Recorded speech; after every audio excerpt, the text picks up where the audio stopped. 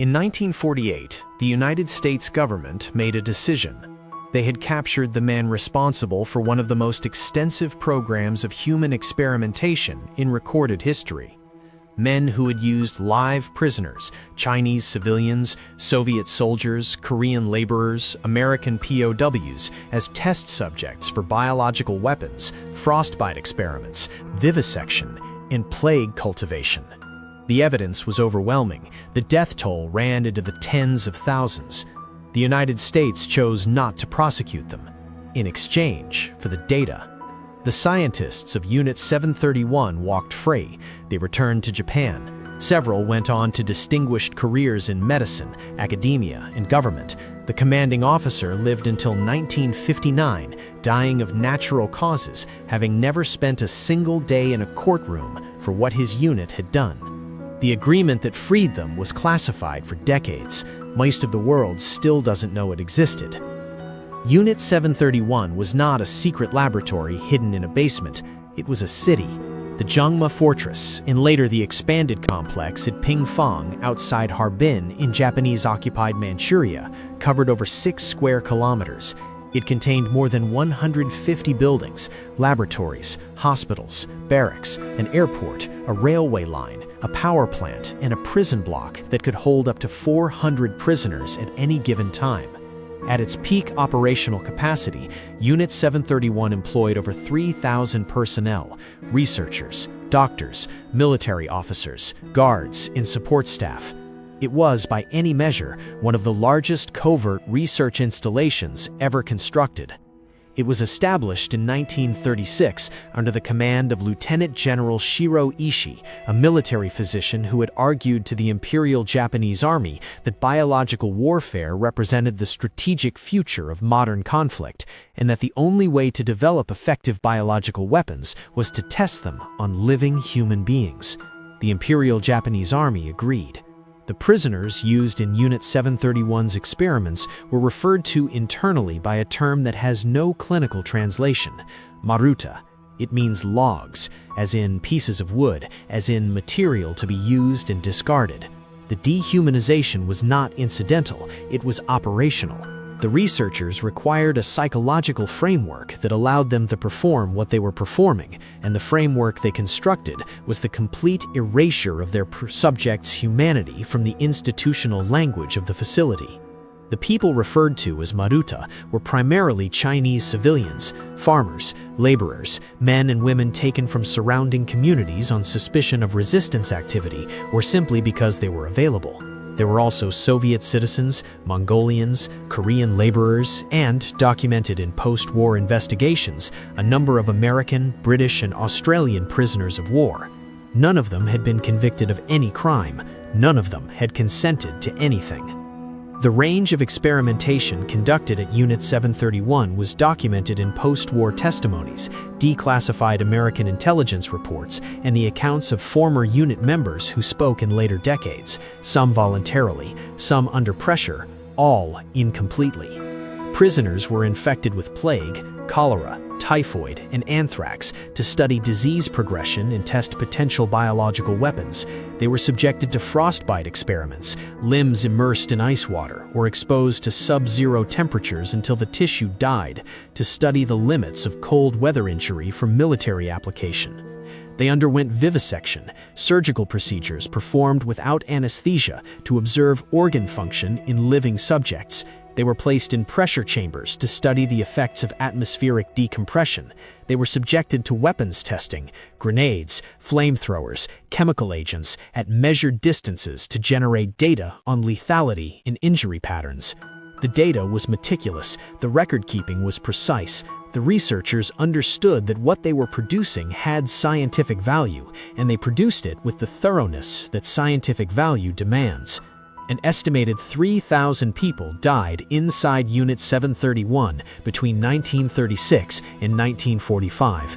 The actual number may be higher. The records were destroyed. When the Soviet Union declared war on Japan in August 1945 and Soviet forces swept through Manchuria, Shiro Ishii ordered the destruction of Unit 731. The prisoners still alive in the facility were killed. The buildings were demolished as thoroughly as time allowed. Documents were burned. The personnel dispersed, returning to Japan, melting back into civilian and military life, carrying with them the knowledge of what they had done and the data they had generated. They were not as thorough as they had hoped.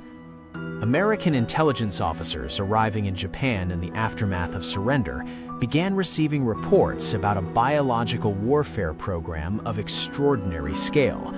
The reports were credible. The evidence, fragmentary as it was, pointed towards something that American military researchers recognized immediately, not as atrocity, but as asset.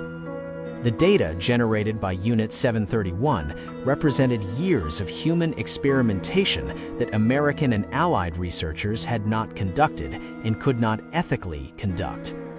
Information on biological weapons development, on the human body's response to extreme conditions, on disease transmission and lethality at scale.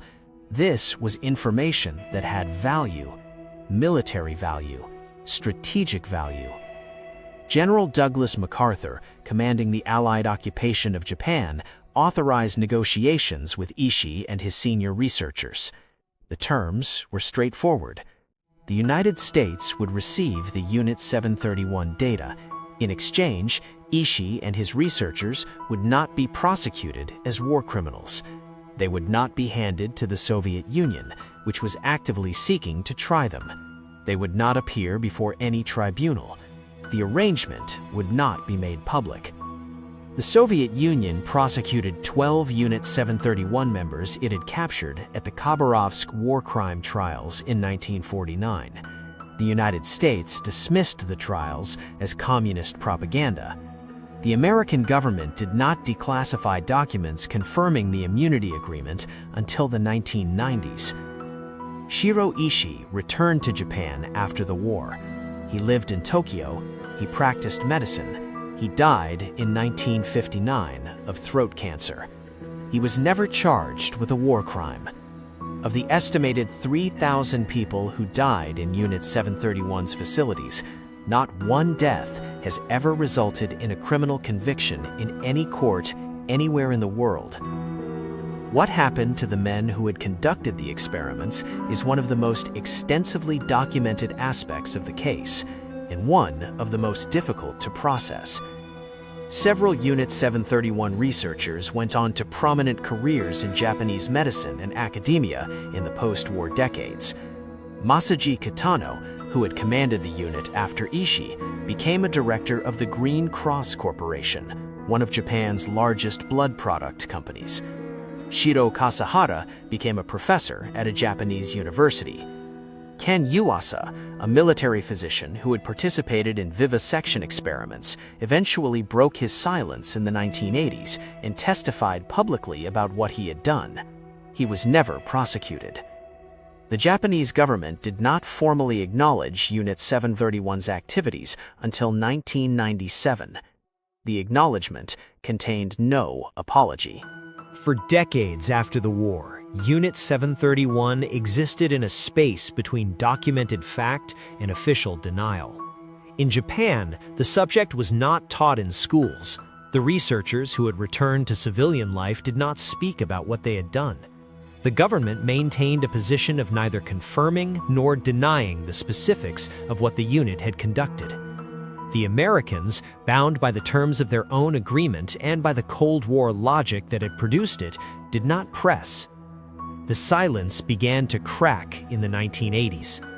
Japanese journalist Seiichi Morimura published a trilogy of books between 1981 and 1982, The Devil's Gluttony, that compiled survivor testimonies, former unit member accounts, and documentary evidence into the most comprehensive public account of Unit 731 that had yet appeared in Japanese. The books were controversial in Japan in ways that reveal the depth of the denial that preceded them. They were bestsellers. They were also attacked, dismissed, and in some quarters denied entirely.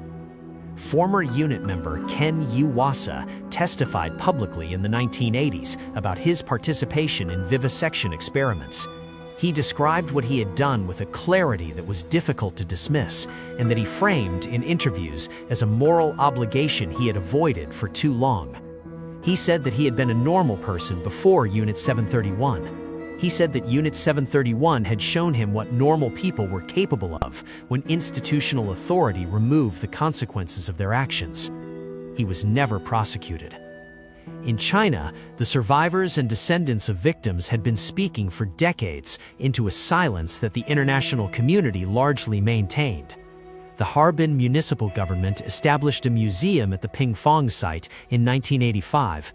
The museum documents the unit's activities in detail. It receives hundreds of thousands of visitors annually. It is located in a country whose government has political reasons of its own for how the history of Japanese wartime conduct is framed and remembered. The truth of what happened at Unit 731 exists in a space shaped by four competing national narratives: Japanese, American, Chinese, and Soviet, each of which has its own reasons for telling the story partially, selectively, or not at all. What cuts through all four narratives is the testimony of the people who were there, and the absence of the people who did not survive to testify. The Japanese government issued a formal statement acknowledging Unit 731's activities in 1997. It did not apologize. It did not offer compensation to survivors or their descendants. It did not name the individuals responsible. It did not address the question of why none of them had been prosecuted. The statement was 4 sentences long. In the decades since, the Japanese government's position on Unit 731 has remained essentially unchanged. Official acknowledgement exists. Official accountability does not. The distinction between the two, between saying something happened and accepting responsibility for the fact that it happened, has been the fault line in Japan's relationship with this history ever since. The United States declassified documents confirming the immunity agreement in the 1990s. The confirmation produced academic discussion, journalistic coverage, and no governmental action. No American official has been held accountable for the decision to trade immunity for data. No formal inquiry has been conducted into what was done with the data that was received. The data itself, the research generated by the deaths of thousands of people in a facility in Manchuria, is integrated into the broader body of mid-20th century biological and medical research in ways that are no longer fully traceable. It informed work. It influenced methods. The precise boundary between what was learned from Unit 731 and what was developed independently has never been clearly drawn, and in many cases cannot be. The Pingfang site in Harbin receives hundreds of thousands of visitors every year. The graves of most of the people who died there have never been found. The men who ran the facility died in their beds. The agreement that let them do so remains secret for 50 years. It has been public knowledge for 30. Nothing has changed.